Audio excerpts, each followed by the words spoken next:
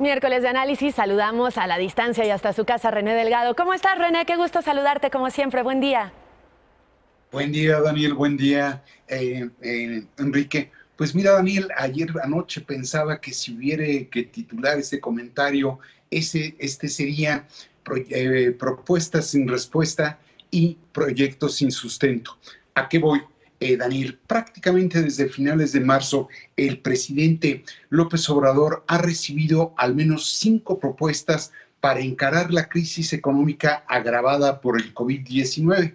Y a la vez, él mismo el pasado domingo dio a conocer un ensayo donde da a conocer la nueva política económica en tiempos del coronavirus. Pero en el fondo no se ha logrado articular un diálogo que tome de ambos, del proyecto y de las propuestas, lo mejor. ¿Cuáles son estas propuestas?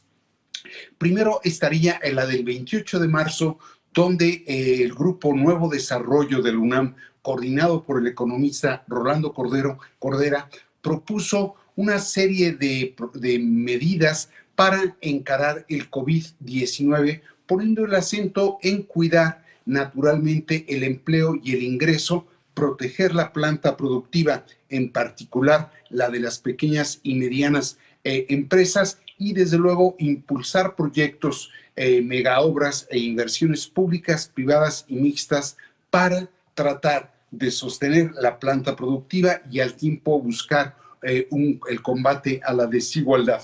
Desde luego viviendo ya no como un límite los índices de la deuda. Luego, el 30 de ese mes de marzo, el grupo social Nosotros dio a conocer notas sobre posibles salidas a la crisis por el COVID-19, donde proponía 11 medidas de carácter sanitario, social y económico para encarar ese problema.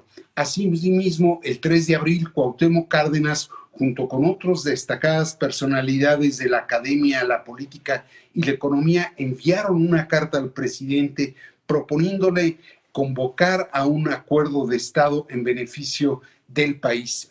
Y luego, el 21 de abril, la oposición parlamentaria en su conjunto dio a conocer lo que llamó, leo el título, Diálogo Nacional y Propuestas para la Emergencia. 10 medidas de carácter sanitario, 10 medidas de carácter económico. Y por último, el 6 de mayo, el Consejo Coordinador Empresarial dio a conocer 68 ideas para México, que a partir de acciones inmediatas y de mediano y largo plazo, por un lado, permitieran salir de la crisis y por el otro lado le dieran perspectiva al país sobre la base de un crecimiento incluyente y desde luego de un desarrollo social.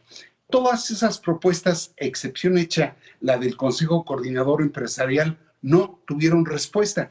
Y la respuesta que obtuvo el Consejo Coordinador Empresarial fue negativa, por no decir que también fue descalificada. Esas son las propuestas. El proyecto es el que de algún modo resume el ensayo que dio a conocer el presidente Andrés Manuel López Obrador el pasado domingo, que por un lado recompila o recoge las ideas que ya había expuesto el 23 de abril cuando dio a conocer el Plan Nacional de Rescate Económico, y de algún modo también recoge las que ha venido postulando desde el inicio de su mandato. Esto es procurar el bienestar social sobre la base del abatimiento de la desigualdad social y el combate a la corrupción sobre la base de la eficiencia, la honestidad y la austeridad, sin elevar impuestos, sin incurrir en déficit y, desde luego, sin tampoco caer o contraer deuda. Pero de algún modo, todo esto viene siendo lo mismo, como si nada hubiera ocurrido en este año y medio de la gestión presidencial. Ahora, novedades en esa política que no resulta tan novedosa es tomar en cuenta el Tratado de Comercio con el Norte de América para tratar de reactivar la economía, aprovechar la pugna China-Estados Unidos para atraer inversión y desde luego comenzar a medir el estado del bienestar y ya no solo el crecimiento sobre los datos del Producto Interno Bruto. ¿A qué voy con todo esto, Daniel?